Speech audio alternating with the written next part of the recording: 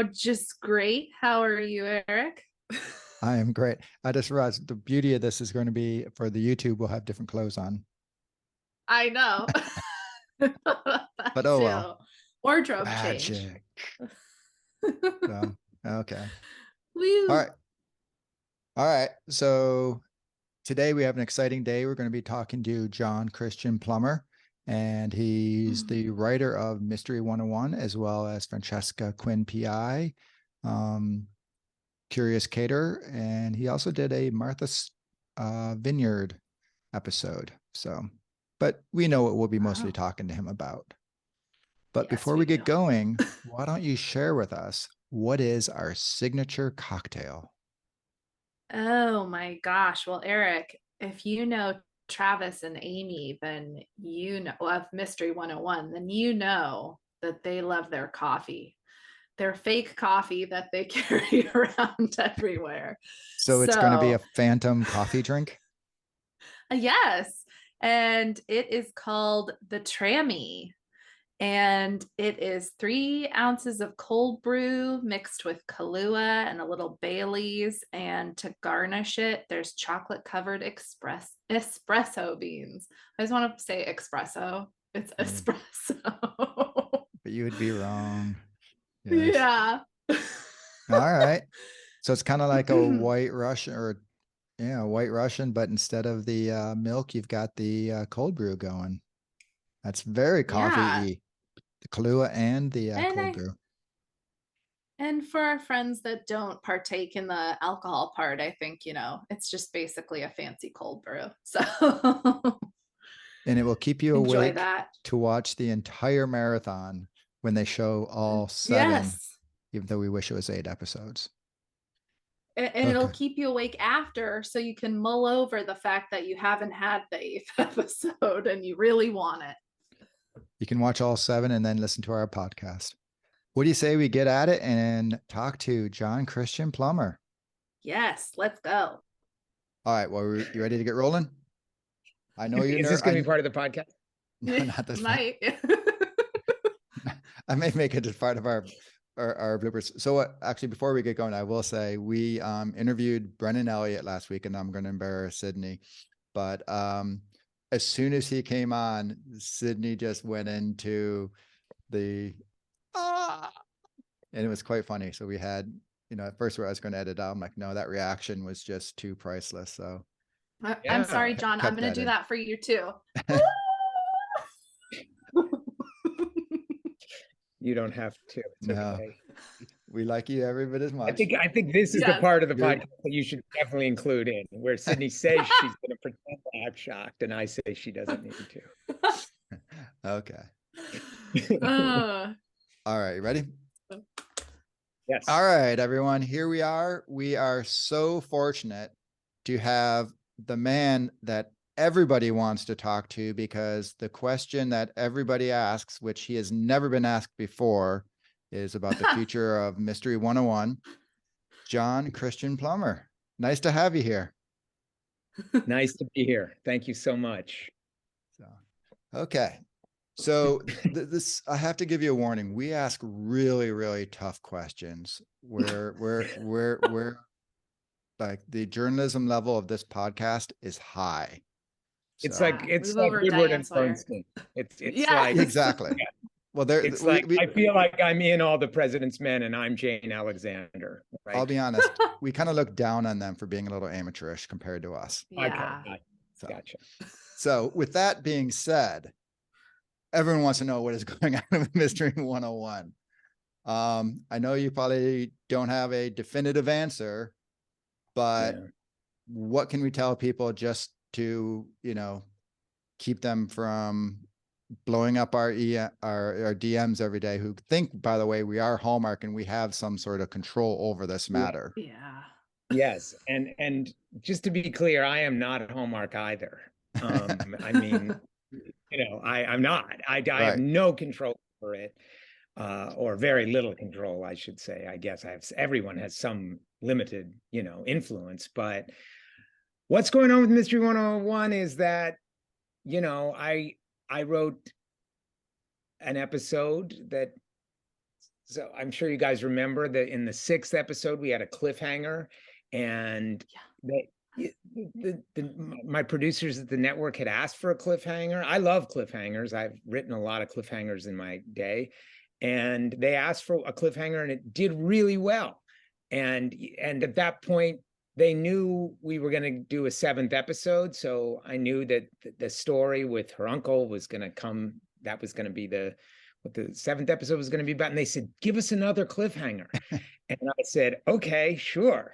And I gave them another cliffhanger, and everybody went crazy at the network, and they loved it. Oh my gosh, this one's even better than the one before. And I'm sure, you guys know who watched the episode, and, like the internet kind of melted over it. What does it mean? And all this stuff.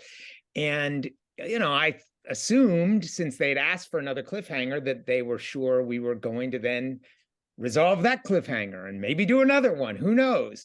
And that turned out, not to be the case, obviously, because we still haven't made an 8th episode. I have written, not a full script, but I've written a pitch for what the 8th episode would be.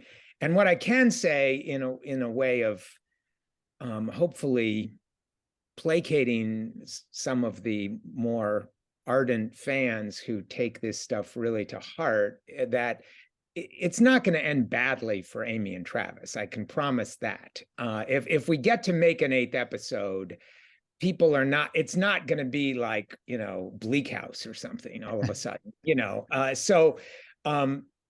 because there's lots of, as you can tell from the show, the hallmark of the show is we're emotionally honest with the characters, but we also have lots of labyrinthine twists and turns, and that would be the case with episode 8, and I think in really surprising ways. And I just really hope that we get to make it. And I have asked my executives there many, many times, can we please make this episode? And I know Chris, I'm in touch with Kristoffer Polaha because we have mutual friends, and he's just a great guy. And I know he's saying the same thing to them. So, and that's really all I can say up to this point. That's not much of that's a long way to say I don't have a yes or no answer, but I don't. Now, because like you said, there are very ardent fans with this. This is, like I said, the one we have fans of all of ours because, we do specialize in the mysteries, and people, I think the Hallmark fan in general is very passionate. And then when you put in the mystery, they're like a whole nother level of involvement. And I think it's because you do get to develop the characters, right? And so they are the ones who do blow up our DMs seeking. Sure. So imagine being you, and once again, people thinking, yes, you're probably just sitting there, saying, nah, I don't feel like writing it, or whatever they're thinking in their head. Do you have to, like, when you go to the grocery store, put on like, a wig and sunglasses so people don't just go, give us the ending, let us know what happened? It's really funny because I live in a very small village. It's actually called Cold Spring, and it's just the hamlets due south of us is called Garrison, which is where I got the name for the town where Amy and Travis live. And there's a woman who's like a half a block away from me, who I ended up meeting through other means. And then I met her, and we were hanging out and talking at this function, and then saw her like a week later, and she said, I Googled you. You're the one who writes Mystery 101. And I said, yeah, do you know that? She goes, oh my gosh, it's my favorite mystery show on Hallmark. And I said, wow, that's so cool. But, she has accosted me. I don't have to wear disguise in the grocery store. I mean, I think this is what I will tell you, is the people who have reached out to me on social media, and I'm not on Twitter anymore, but I am on Instagram and Facebook, and people have reached out to me that way. I just tell them the truth. I tell them what I told you guys, which is, please, do what I'm doing, which is, contact the network and let them know that you want to see another one. And, that's honestly, I think, all anybody can do at this point. Here's a funny fact. I've never been to the Hallmark Los Angeles offices in my life. I couldn't pick it out on a map. I couldn't tell you what the inside looks like. or the outside. And the producers that I have there, that I've had over the years, of the last few years that I've been working with them, have been wonderful. Some of the best people I've ever worked with. But, you know, it's not up to them either. So, you know, and the other thing I know, and these are just facts, is it's the #1 rated mystery show on Hallmark. It sells to overseas, you know, domains. It's plays in many other countries, and you know, they just did a mystery 101 marathon like 2 weeks ago, and it always gets great ratings. So I hope that whatever is the impediment to it returning, that eventually there will be enough of this pressure exerted that it can break through that impediment. Yeah. Okay. Why do you think that Mystery 101 has such a passionate fan base? I mean, Hallmark has other mysteries with, you know, great actors, and they're, you know, are good plots, but this mystery fan base is just so passionate. What do you think makes it such a great series? And you can't say the writing. Yeah.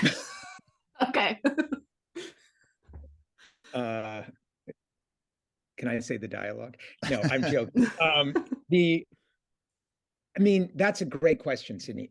I think there's a, I think there's a, I think Mystery 101 is elevated in a way. When I was brought in to write the show, part of my mandate was, let's try to raise the bar in what we're doing. So let's have characters that are smart. You know, I mean, our lead character is literally a literature professor, so she's really intelligent. Her father is a emeritus professor and writer, so he's really smart. Travis is really smart. You know, so we have really smart characters, and I think that's a big part of it.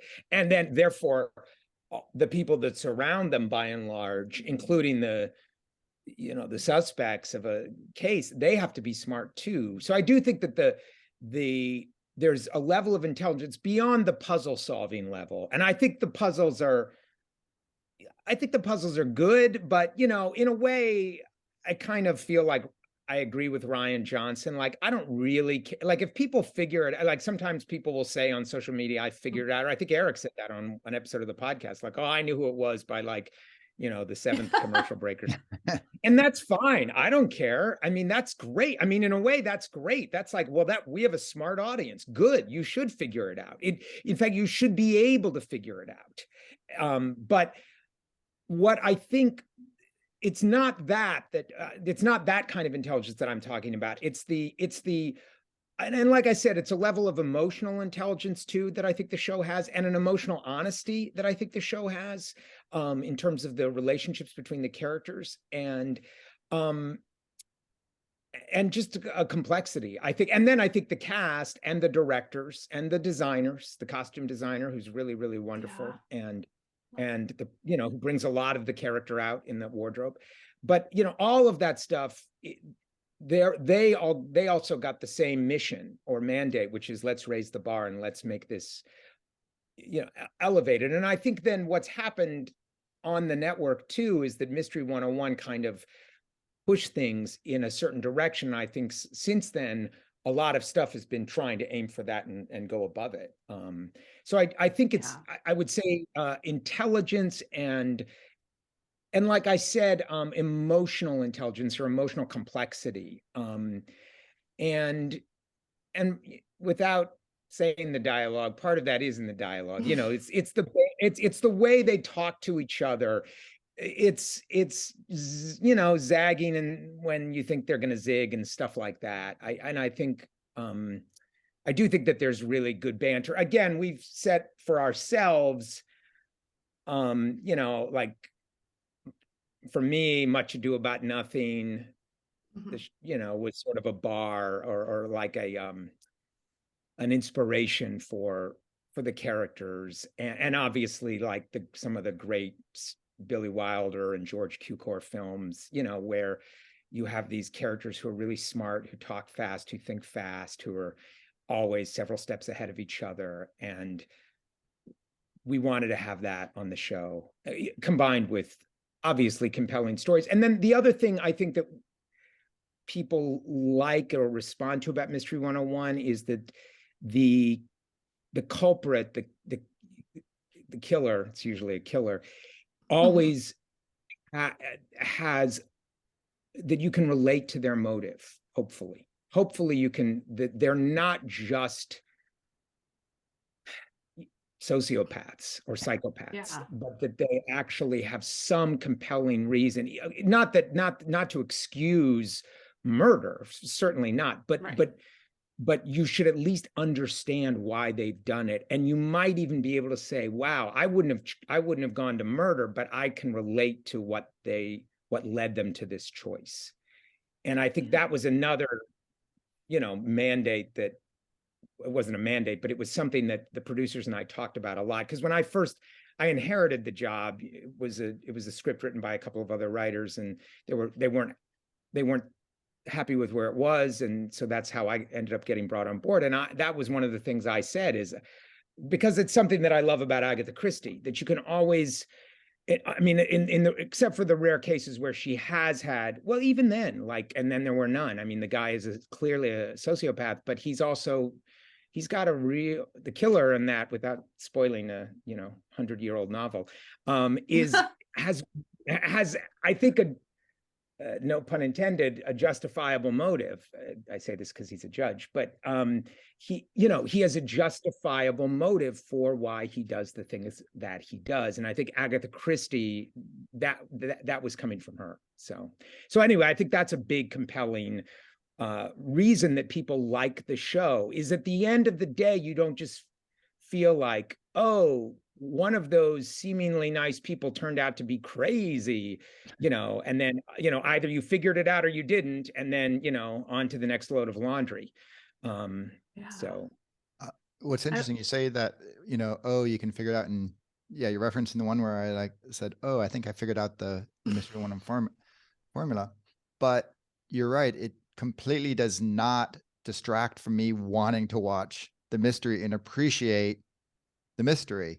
And, even when you do think, and it's always, you think, right? It's never, you don't actually know. So it is a very valid point that even though you're like, okay, I think I know, because there's always like that guy who just shows up randomly, and you kind of like, oh, look for the random guy, and then he who has a story.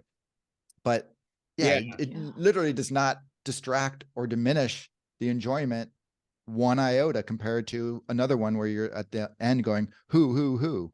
So I think you explained it well. I think I agree with you. I think I think we have good stories, right? But we did try to, because you end up unconsciously making these, you don't mean to make a formula, and then suddenly you realize, oh shoot, we've done this a couple of times now. So I think with the last one, we really broke that, and that was, many different layers to that onion. And it turned out that the dead body wasn't even who you thought it was, and ultimately who was dead was, somebody that you knew was dead, but you didn't know they were murdered, and stuff like that. So anyway. All right. So you touched on how, you were brought into a script that existed. So you didn't, conceive Mystery 101, but you really are the one who built Mystery 101. So what was it that you came into that obviously turned into this phenomenon that is Mystery 101, the biggest Hallmark, franchise out there? Well, it was originally called Mystery You, which I didn't think was a great title. Oh, you, like universe. I'd like to think you, like you, exactly. A pronoun. Okay, okay. Indeed, that it's not great to have a title that's automatically confusing when you say it to somebody.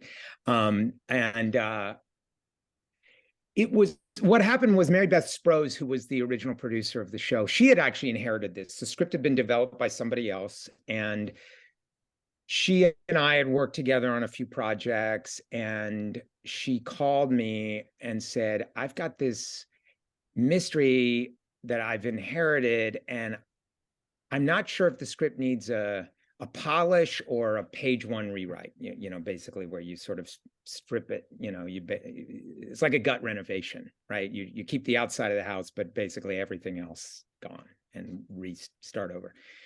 And she said, would you read it and just give me your thoughts? And I said, sure, of course. So I read it, and she said, and you need to call me this afternoon. So I said, okay. So I read it real fast, and I said, oh yeah, this is a page one rewrite. There were just, you know, first of all, it was too form. I think it was hitting a lot of the old Hallmark beats, and it was super formulaic, and you know, there was just, interestingly, it didn't have all the things that I just talked about that I think are the hallmarks. The characters weren't smart. I was like, how could you do this story about an English professor?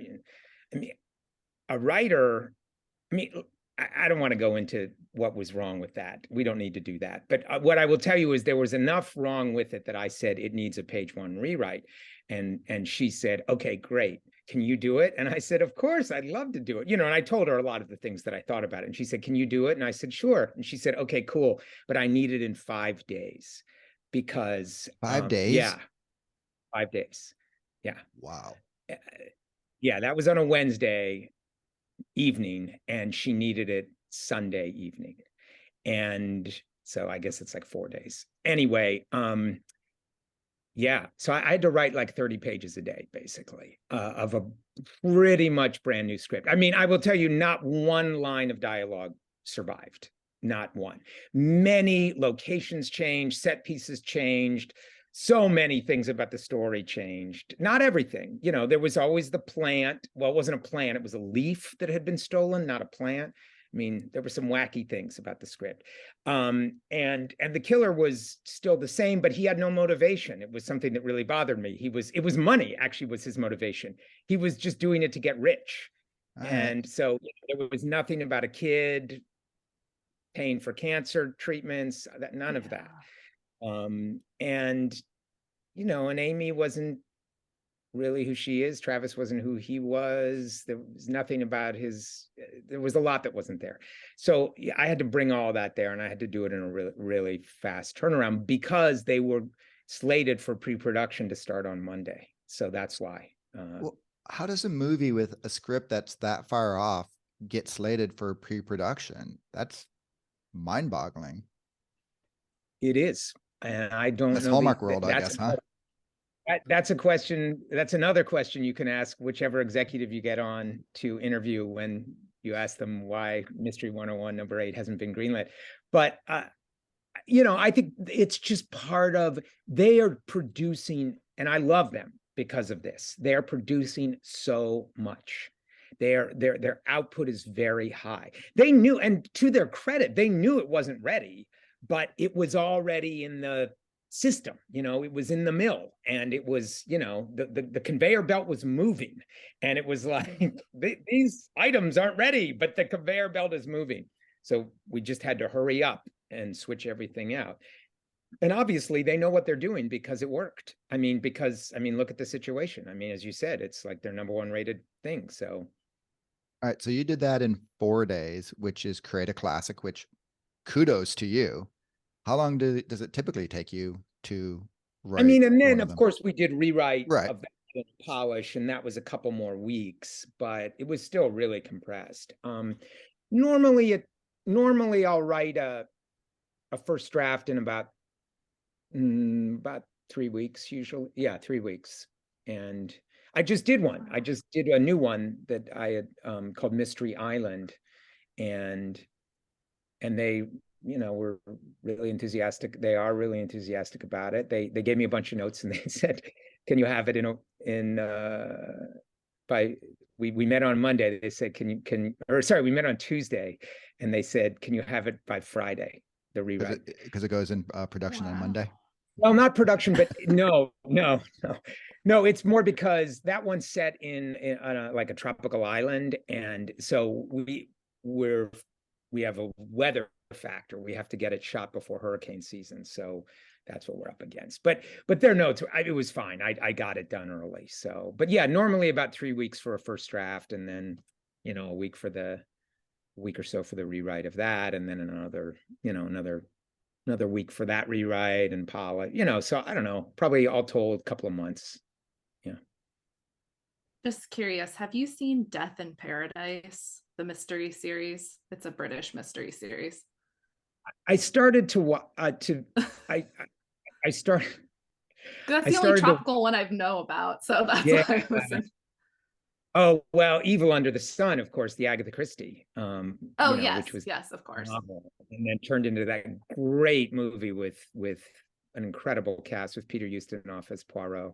That was the big inspiration for this. I mean, in some ways. I mean, there were other inspirations. It's about a destination vacation where the guy who runs it he's the son of a famous deceased mystery novelist like Agatha Christie, and he's turned this into a sort of a playground for this super rich who come to this place and play a murder game, and you know, at this big mansion on this Caribbean island that he owns the whole island, and so it's a murder game, it's a game, but then of course you might imagine somebody wants Some murder. actually It always happens. So, on the 5th year anniversary of Mystery Island. So anyway, but I have seen a little bit of Death in Paradise. It wasn't really my cup of tea. So, you know, but I feel like I really like British mysteries. I'm a big fan of Midsummer Murder. I feel like that your mysteries are kind of like that. Usually in a British mystery, like a good one, you can relate to why the person is killing. There's a good motive. I feel like that's why I keep coming back to those mysteries, and I resonated really with your Mystery 101 series because it was like that. It was really cool. That's a huge compliment. I mean, I mean, obviously, like, the British mysteries are my absolute favorite. Anthony Horowitz, who wrote Midsummer Murders, also created Foyle's War and is a novelist. He wrote Magpie Murders. I don't know if you guys read that. Yes, love Magpie Murders. Oh, wasn't that fantastic? Oh my gosh. I mean, so brilliant. The transitioning between the like present day and the past, I was like, this is great. Well, it was so great. And that cast, I mean, Leslie Manville, oh my goodness. I mean, that was just, but that was brilliant. And he did his own adaptation, right? Because it's a novel.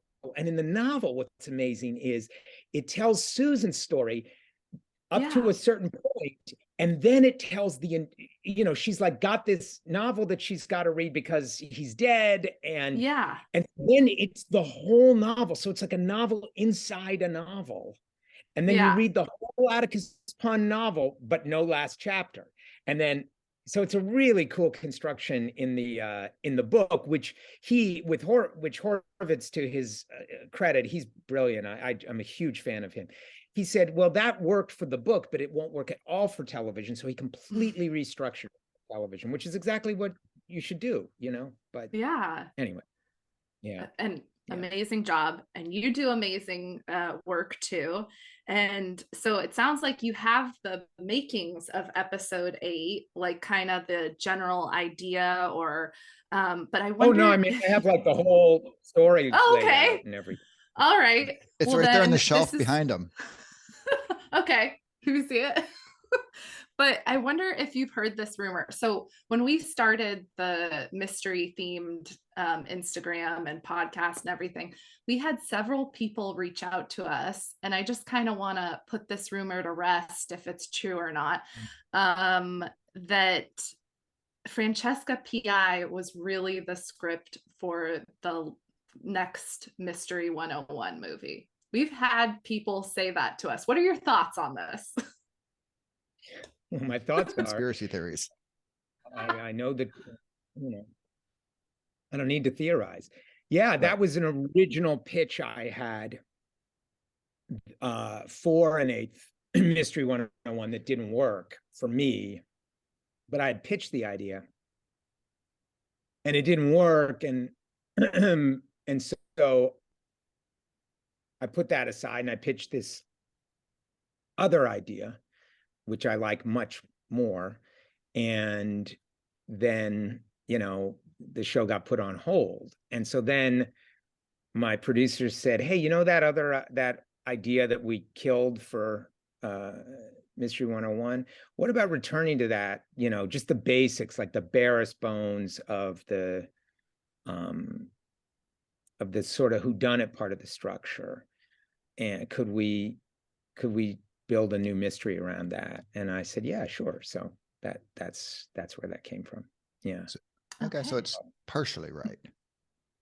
Yeah, I mean, there's some truth to that. I mean, I've pitched a lot of, you pitch a lot of things, and this is sort of the way it works. You sometimes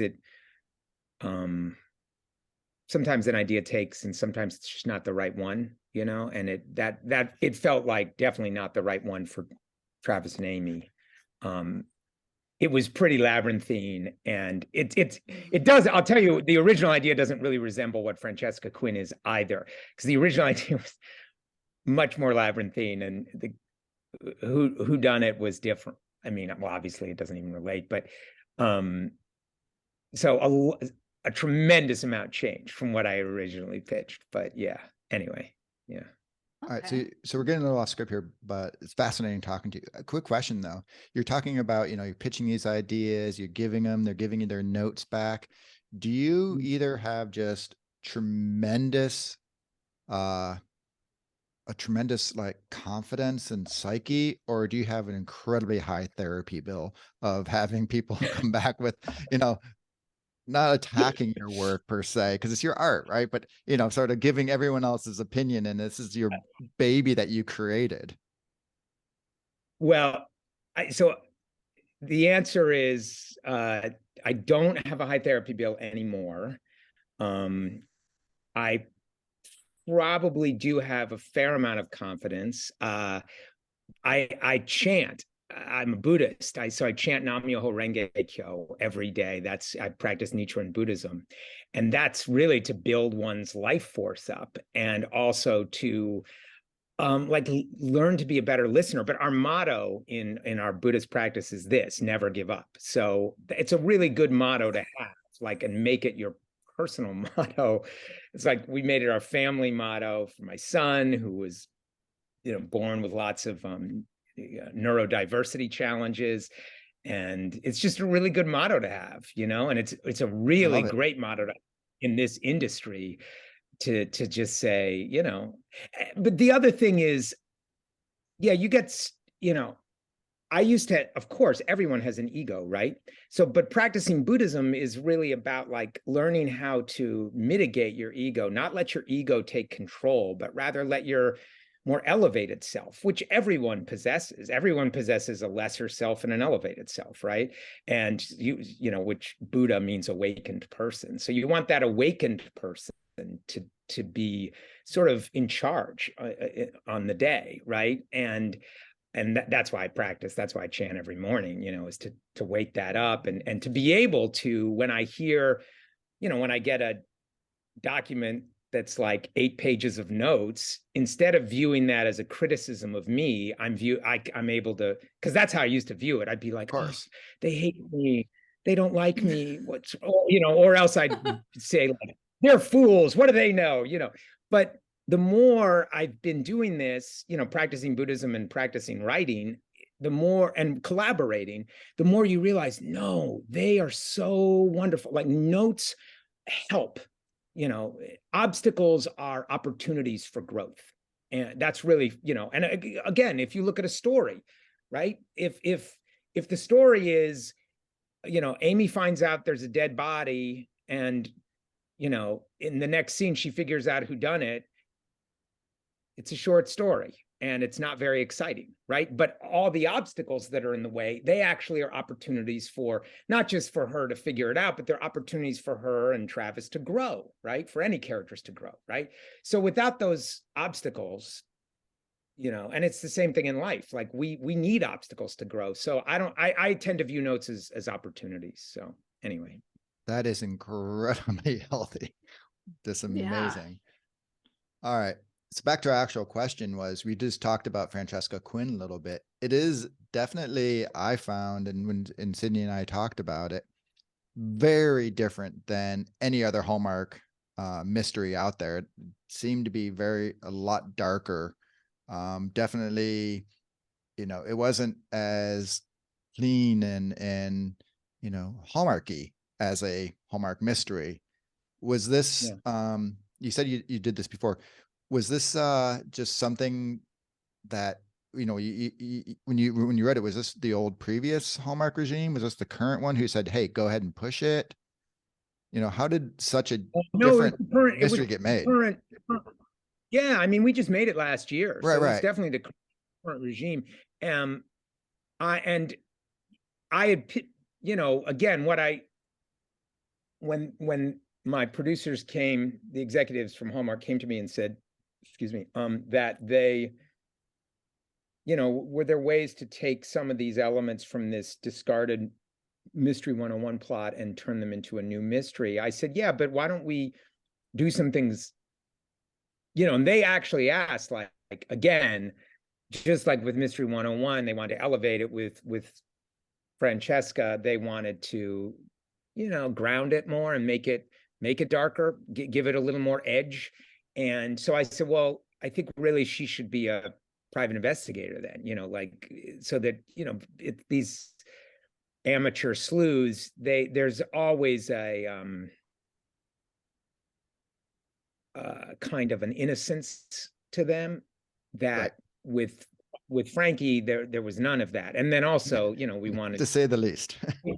Right. And we wanted to open it with this idea of a serial killer. And also we wanted them to be a couple at the very beginning.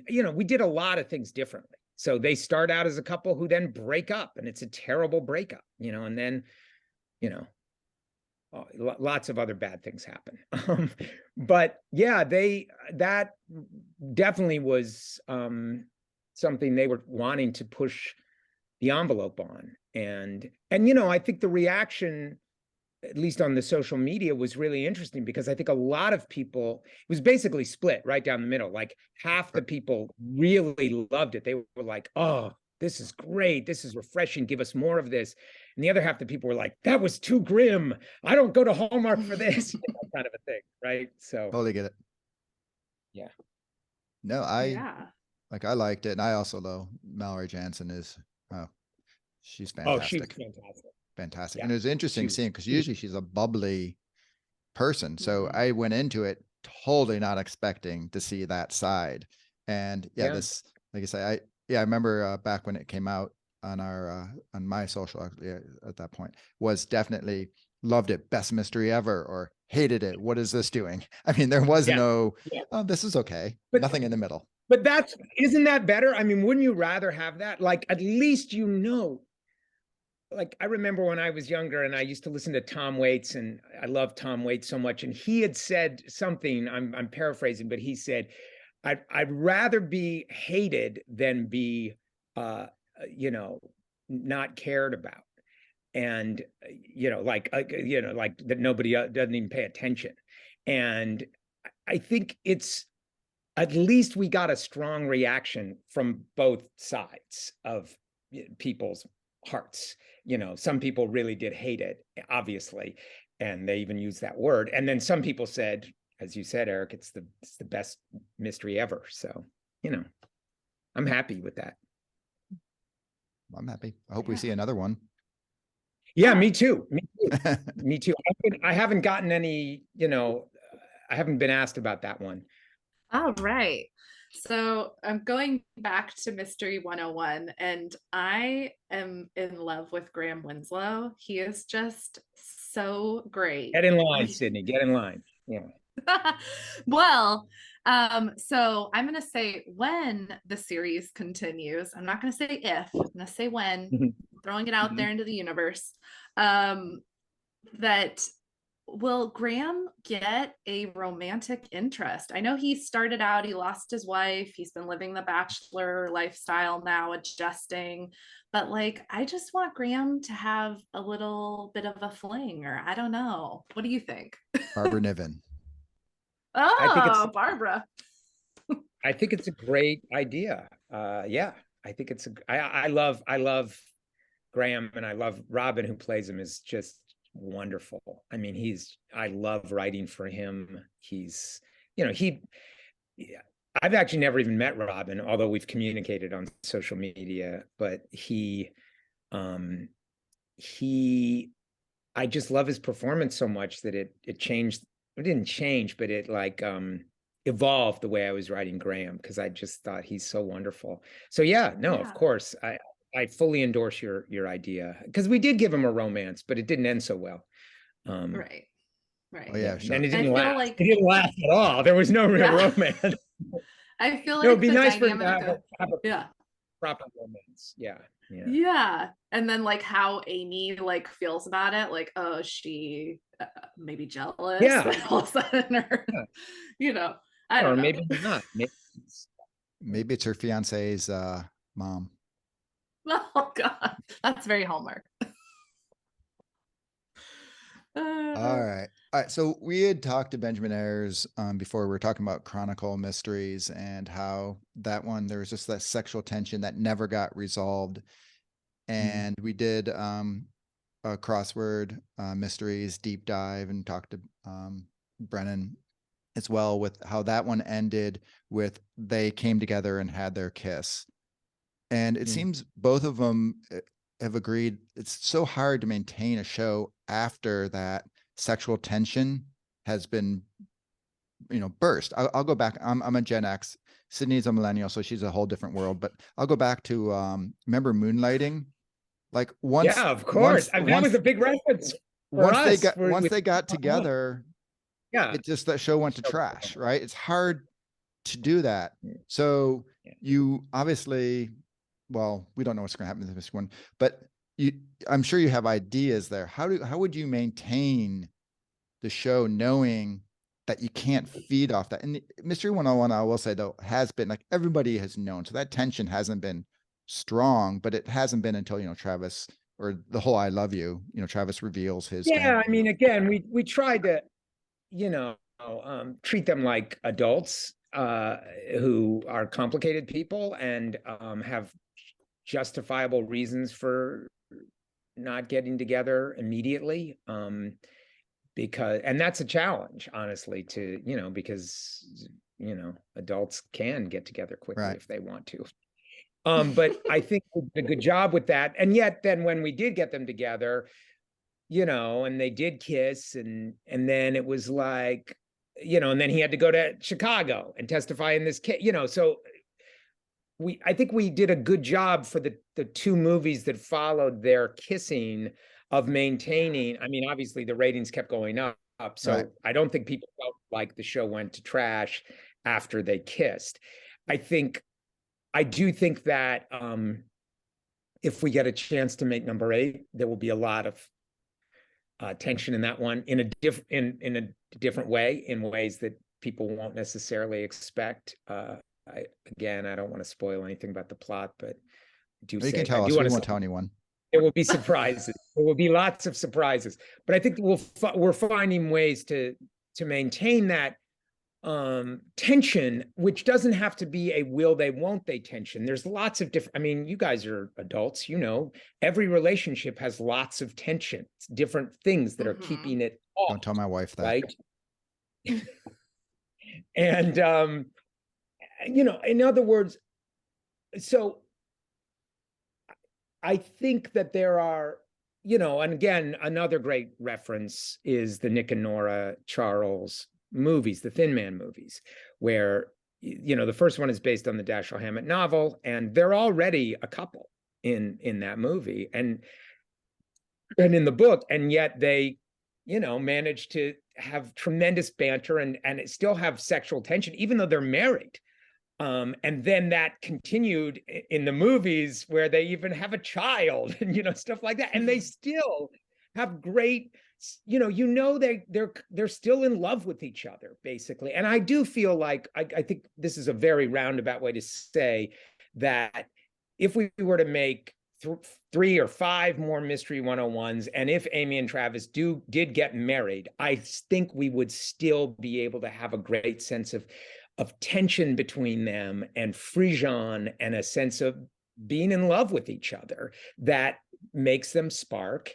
And also having a sense of, mission about what they're doing that makes them spark and makes the story of their relationship. Because I think that's back to your initial question, why are they so popular? It's really because of the story of their relationship. It's the mystery of their relationship, the mystery of why do these people who don't have much in common, why are they so right for each other? And I think it's the solving of that mystery that the audience does that keeps people engaged.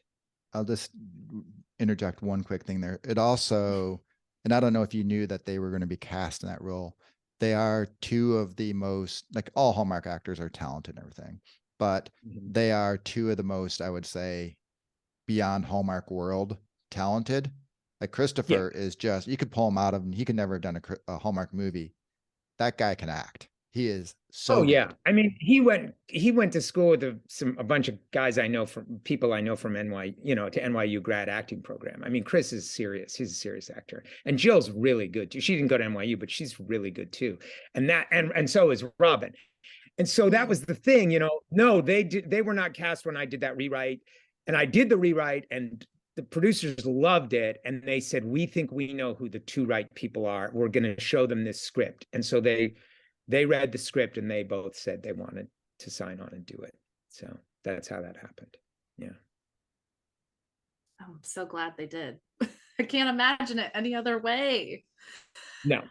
We're going to switch gears though over to the Curious Caterer, which is very new, and it's new characters. It's inspired by a book series.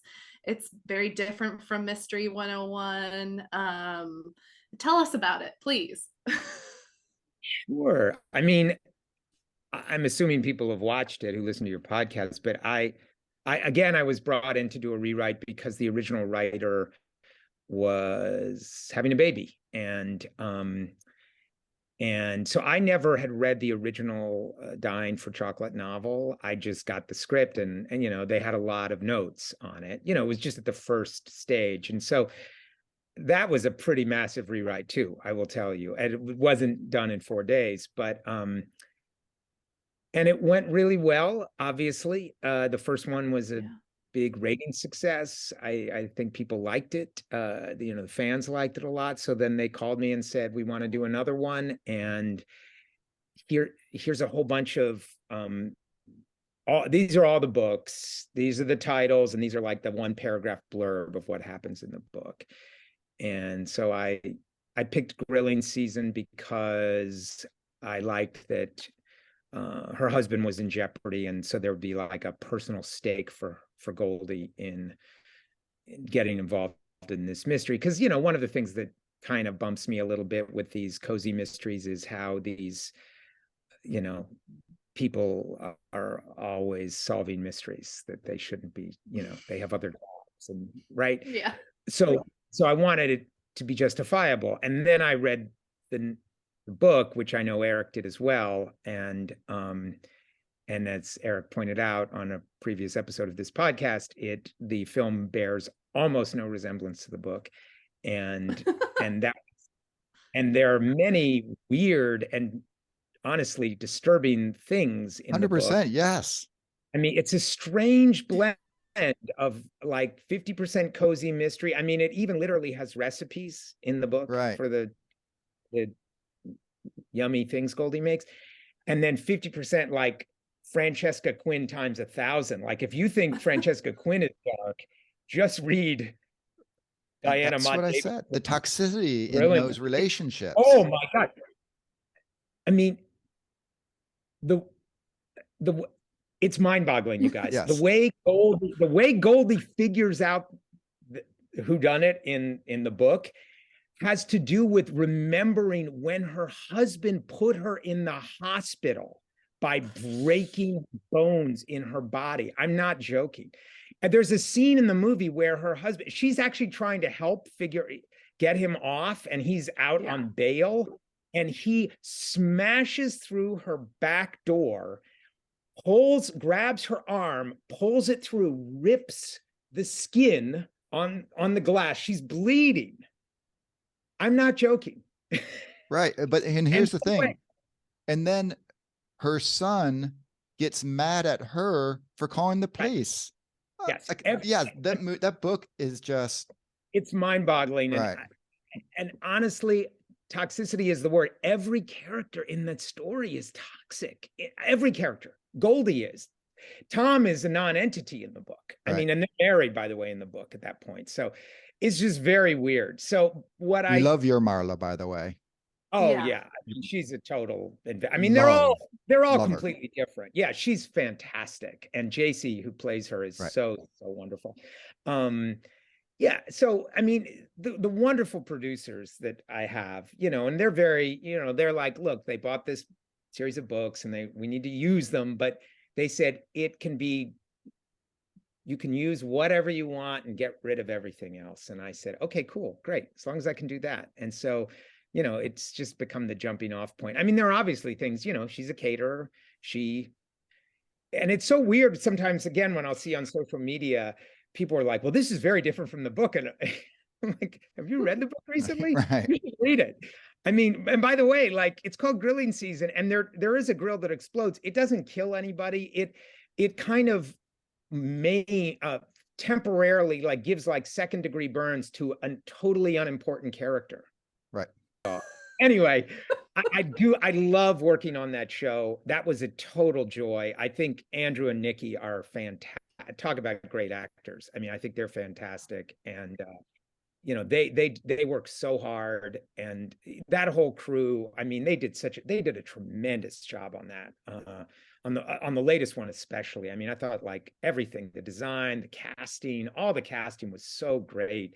Oh man, yeah. I mean, I love, I thought the production design was tremendous. The way it's shot, they did, they had a lot of, they do that in like 14 days or something. It's insane. I mean, and again, the reason they can do that is because Andrew and Nikki show up and they are ready to go. They set the tone for the entire rest of the cast, I think. So yeah, it's a great experience. I hope to get to do more. There's definitely a lot more humor in that mystery as well. Have you had fun writing, like being able to do the more fun? Yeah. I mean, it was like, I think the first one's funny. There's definitely some funny stuff in the first one, but this one, again, the producers really gave me a lot of rein on it. And I was like, let's make this be like laugh out loud funny. I mean, I think we got, and then again, I have to give it up to the director and the editor, and they did such a tremendous job cutting, like that whole montage where they're figuring out, and there's all the whip pans, as they're great stuff. I mean, I love that stuff, so it made, and it like the directing was funny. Like the director got the jokes and he accentuated them with the way he shot it, and the way the DP, the director of photography, used the camera, and then the way it was edited. So yeah, it was definitely funny. I think again, they're actually going to shoot a third one, which was being written while I was writing Grilling Season. So I didn't write that because they wanted to have 2 scripts ready to go. And so they had another writer writing that. So that one is, did you have to do some chanting to let that one go? No, I mean, I do chanting every day, but no, it was okay. No, I have many other things lined up. So, I got a bunch of lists like this, so with things on them. So it was okay. I'll admit, you just caused me a little anxiety, because one of the things when we did our review that we said we liked was the flow of the first one to the second one, just how it's evolved, which, obviously is because you've written them. And you have that continuity. The actors have their roles where they understand better. But like the relationship, and we just talked about Marla, but that whole Goldie Marla relationship is just hilarious, and they work so well together that now you have me nervous that another writer is not going to be able to, all the stuff that we've gotten, and now it's going to be a different feel. I'm a little nervous. So thanks for that anxiety. Oh man, I mean, all I'll say is the producers are fantastic. They really are on that show. And I do think you're in good hands with them. I mean, they're essentially the showrunners, right, in a way. And so, I mean, they did a great job pushing me and knowing what they want. And so I'm not worried about it, but Okay. we'll see. We'll see. But they did tell me that if we get a fourth one, I'll be writing that. So All right. Woo. We hope so. When you get a fourth one. Yeah. When? We use one around here. We don't do these ifs. Yeah, we don't do these ifs. Yeah. We live in a world of, denial and Yes. everything. No, just hope is a decision. So we have a lot of followers who think they could write the next great Hallmark mystery. Tell us a bit about how you construct a mystery. Is there any sort of formula to it, or outline, or process? Well, hopefully there's not a formula, or at least not a conscious one. Oh yeah, sorry. Earlier point. Because, you don't want to have formulaic, because you want to, stay ahead of people and also just be organic and try to be true. And sometimes you don't realize when you're repeating yourself, and then you catch yourself and go, okay, well, let's not do that again. But as far as I mean, I would encourage people to chant Nam-myoho Renge Kyo. I mean, that's the beginning of my writing process. I'll tell you that. For real, it is. Like, I'll start, I often don't know where these things are coming from or going at all. And chanting is a form of meditation. Med, the Greek word med means wisdom, right? So you're bringing out your wisdom. You're trying to bring out your wisdom. And so I'll do that, and I'll have a notebook like this one, sitting down in front of me. And then, somebody starts talking in my head, and I just start, making notes. And that's oftentimes where the stories begin for me, for sure. And longhand, I always write longhand first. And because there's a different flow with longhand too. I mean, the scientists have done work on this in terms of the way the brain works when you're doing this versus when you're doing this. Like, it engages different parts of your brain.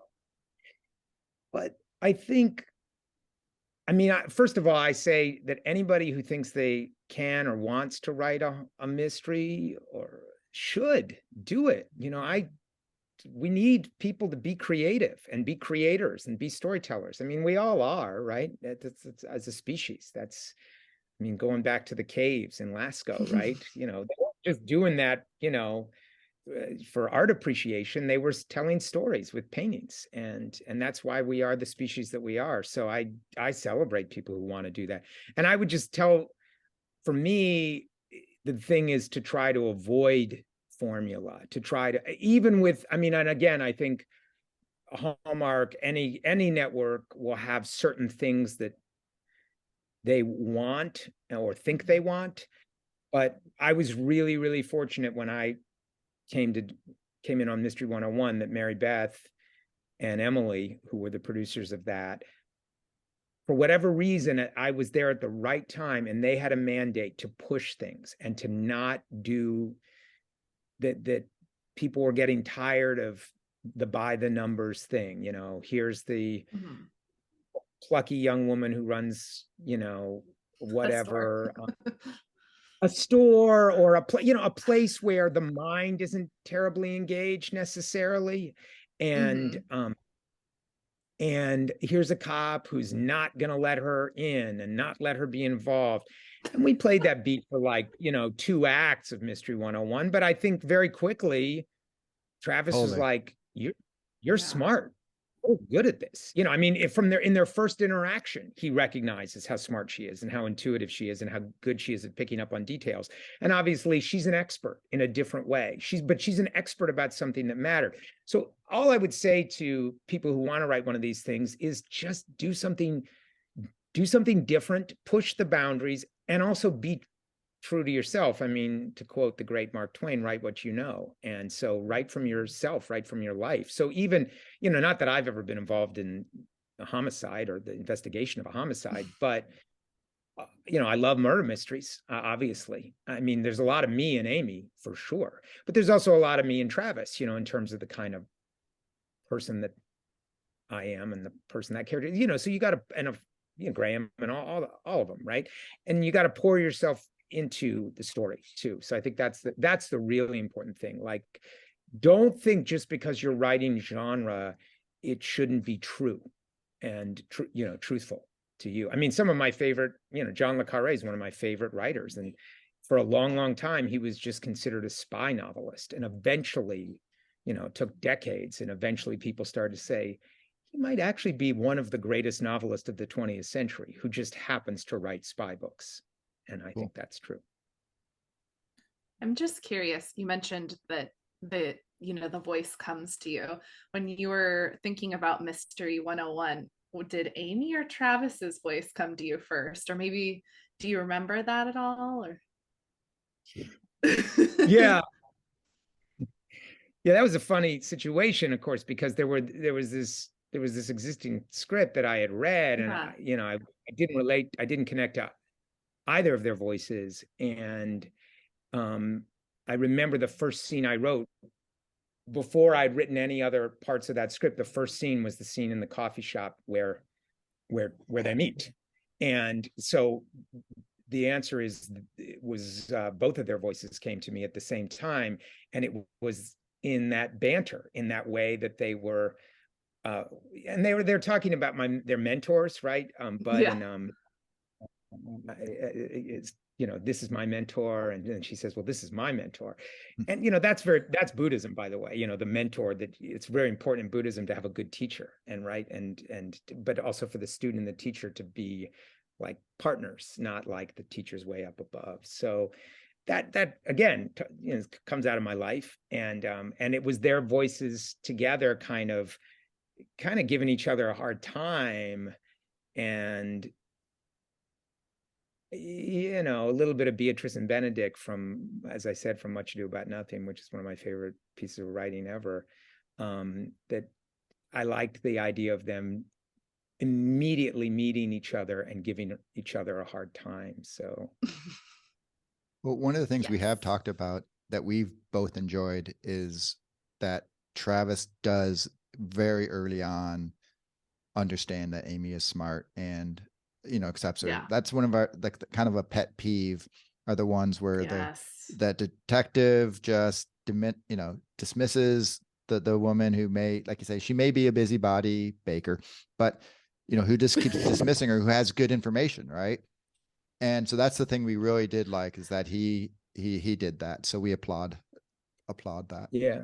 Oh yeah, thanks. Yeah, I mean, obviously I'm a big Murder, She Wrote fan too, I wasn't bagging on Murder, She Wrote. No, but Murder, She Wrote. I mean, and obviously, like in the third episode, we called the convention, the book convention that they were, or the book that they were having, Murder They Wrote, right? That's what it was called, the Murder They Wrote, which was a nod to that. And I think what was so great on that show was right from the pilot episode, the cop respects Jessica, the Angela Lansbury character. Like, wow, you're really, of course that cop is much more bumbling than Travis, played by the great Ned Beatty. But right, exactly. Like, I think that was just a trope that I had seen a bunch of times, and I think we were all tired of that trope. The woman that we should dismiss is a trope that I think universally we can put to bed at this point. It's been done enough. So you mentioned Mystery Island, and how Agatha Christie is a little bit of an influence on that. Are there any other mysteries that you'd love to adapt into a Hallmark series, or any series for that matter? You're just itching to do? Yeah.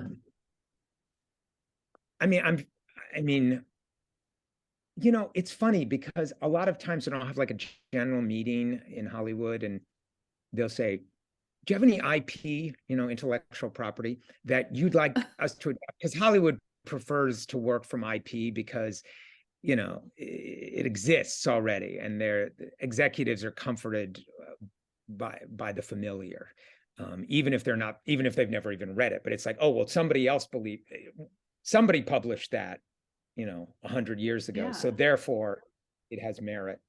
as opposed to your original idea, which I don't know, maybe it won't be good, right? So they ask that question, and I often am at a loss for what to say, because I really like to create original stories more than I do, even though, as I've indicated, I've sort of been brought in as a script doctor or a fixer or whatever, and I am good at that. But I think, Agatha Christie, there have been so many great adaptations of her. Obviously, the whole Poirot series, the Marple series, the Sidney Lumet film is of Murder on the Orient Express is one of my favorites of all time. I do love the Ustinov movies as well. But Sarah Phelps, I don't know if you've ever seen her. She did the And Then There Were None for the BBC, and then she also did the ABC Murders for the BBC with John Malkovich as Poirot, which is on Amazon, and I strongly, strongly recommend watching it. Although, I'm gonna check that out. Oh, it is really good. Write that down. She's one of my favorite writers, Sarah Phelps, for television. She did this series called Dublin Murders, which was an adaptation of these two different novels that was on Starz, that is just brilliant. I love her. So I feel like, she's kind of done Agatha Christie the right way. At the same time, of course, it would be incredible to be able to adapt Agatha Christie and find something. The thing I think I love about Sarah Phelps is that she really digs into what's hidden inside this book that Agatha Christie wanted to write but couldn't write at that time. But what's the sort of the secret story in the story?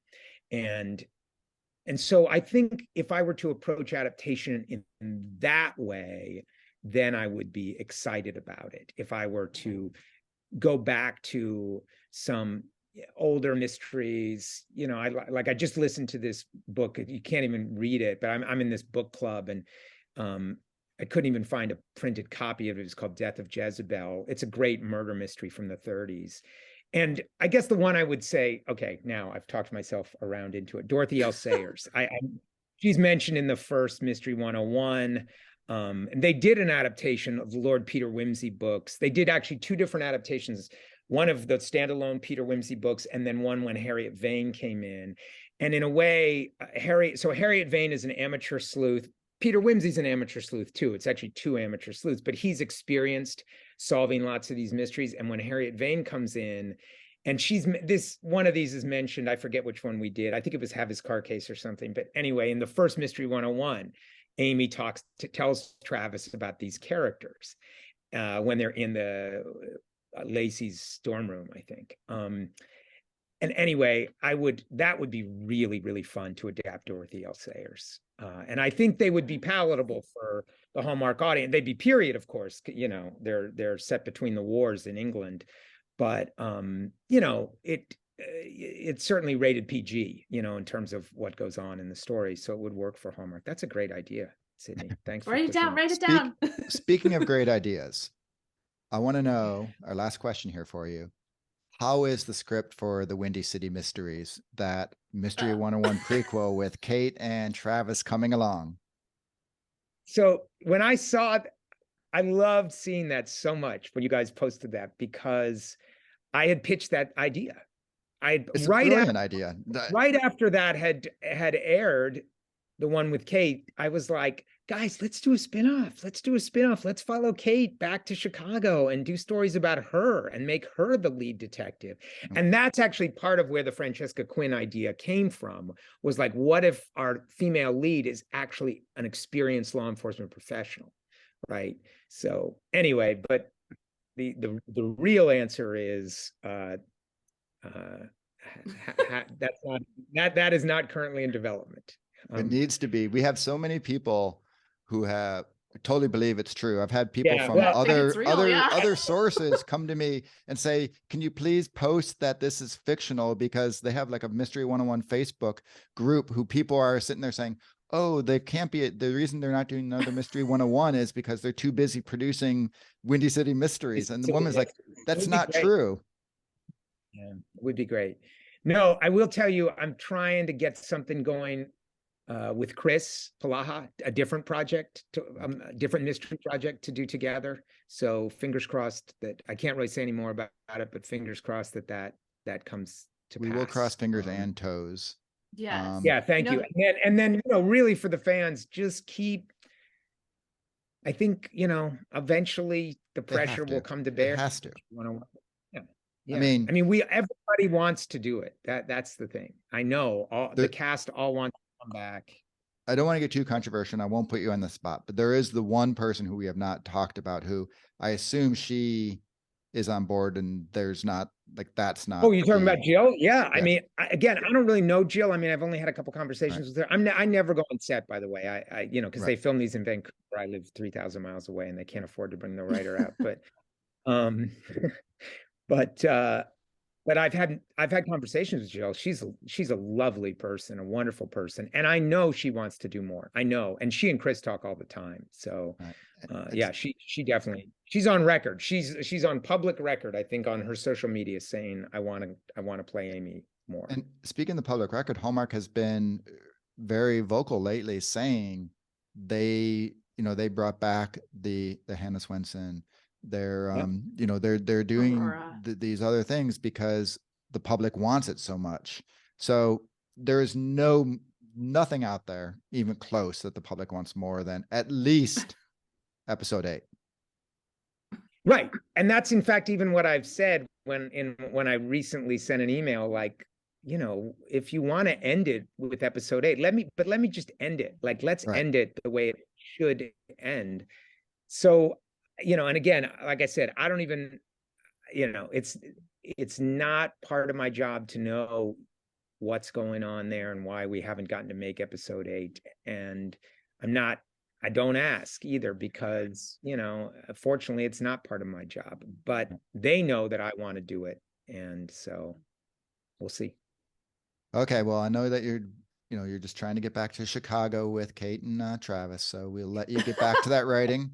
I want to thank you very much for joining us. This has been really interesting. I think a lot of our fans and especially the Mystery 101 fans are going to really love hearing what you've had to say. Some great insight there. And you got Sydney and she got to talk with her whole BBC and her British mysteries. That I'm really happy I got to talk about that because I'm sure you have BritBox, right, Sydney? I'm sure you have BritBox. I have Acorn. I'm trying to get BritBox. Okay. I need to get. Acorn's pretty great too. Yeah. BritBox is amazing. But anyway, yeah. Well, I'm glad. Yeah. Thank you guys so much for talking to me. I really appreciate the support and the enthusiasm. It's really great. And we look forward to this super secret project you got coming up with Kristoffer. Or Mystery Island. Oh yeah, Mystery Island. Mystery Island. Yeah, that's going to be really. That's really going to be fun. I promise. I promise it will will be fun. And that is one where you'll have to be on set for that one, right? Since it is some tropical island. It hopefully will be on this, Meridian, but no, they never bring the rights. Never. For that one, you need it. Why? What would I do? They're moving too fast. If there's a note, they just call me and they say, "Can you get a rewrite on this?" And I do it. So, All right. Well, have a great day. Thank you very much. Thank you, guys. Take care. You. Oh my God, Eric, what did you think of our conversation with John? Well, I'm a little disappointed that he did not immediately sign up to start writing the Windy City mysteries. But other than that, it was really interesting. I found it fascinating. Yeah, I did too. I feel like, the whole writing aspect of the mysteries, I just haven't given enough consideration to that. You're the one that normally is really good about paying attention to the writing while I'm paying attention to, I think that jacket's really cute. But you know what? This was really nice and refreshing. And he was great. I loved all the insights. I'm going to start chanting tomorrow. Need to bring that good energy. I don't know. Once again, you became BFFs. You did it with Brennan, and now you did with him when you're talking about your British mysteries. I've got to start watching some British mysteries. Darn. Oh my God, you'd actually really love that Magpie Murders, though. I swear you would. Is that the one that's on? You said it was on Amazon. No, that was some ABC murder with John Malkovich that he mentioned, but this one was it's probably on BritBox, but I saw it on PBS. So I think you could just go on PBS. Okay. I did watch like ones like Broadchurch and some that was really popular. Some other ones that are British as well, but I do like them. I guess I gotta get BritBox to go along with my 17 other streaming apps I've got going. So yeah, and that was a hot tip he gave us about Mystery Island, huh? I was surprised he was so giving with this. Breaking news. All right. Well, we're gonna wrap up now. As usual, we'd love if you leave us a comment, let us know what you think of the podcast, give us some stars if you want. Another thing that would be wonderful is we've been growing really well, and it's all through you guys. So if you can let your friends know who may like mysteries, let them know that we exist. That would be awesome. We'd appreciate it. Yes. And go give us a follow over on Instagram at Hallmark Mysteries and More. Okay. Well, time to take off and get on with our day. As usual, Sydney, it was fun. Yes. See you later. Goodbye. Bye.